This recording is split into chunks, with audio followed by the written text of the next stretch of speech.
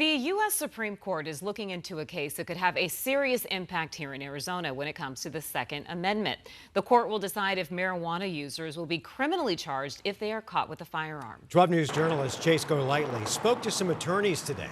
He's live in Tempe with where the law currently stands. Hey, Chase.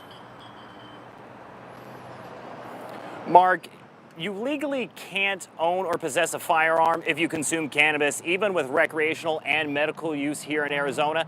On the federal level, marijuana is still an illegal drug. It's also one of the questions that you're asked when you're filling out a background check to purchase a gun. Now, I did speak with a local attorney, Julie Gunnagle. She's also the state director for NORML. That's the advocacy group for marijuana here in the state. And she says that this at heart is a Second Amendment issue. Now, she also talked about what this could really mean for Arizona as well as other states with medical and recreational use. She believes that the Supreme Court is actually going to uphold the lower court's decision, meaning people who are marijuana users won't be charged for having a gun. But that doesn't mean they will be able to legally purchase them either.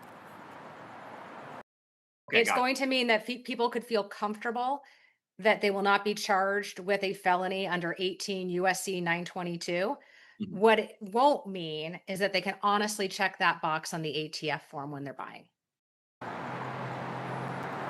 Now, this case at the Supreme Court is still in the very early stages, and they aren't expected to hear arguments until next year. But coming up at 10, we're actually speaking with the dispensary as well as gun advocacy groups to get their take on this whole situation.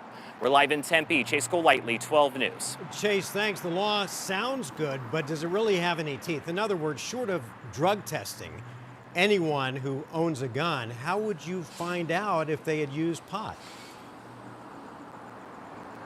Well, that's the thing, is that when you do fill out this form, again, it's a yes or no, do you consume cannabis or not?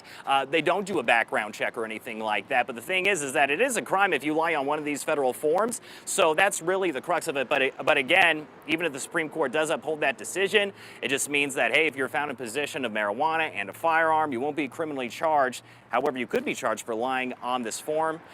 So it's just a little minor change that would happen just in regards to charges if you are found in possession of those two things. Got it. All right. Chase Golightly, thanks.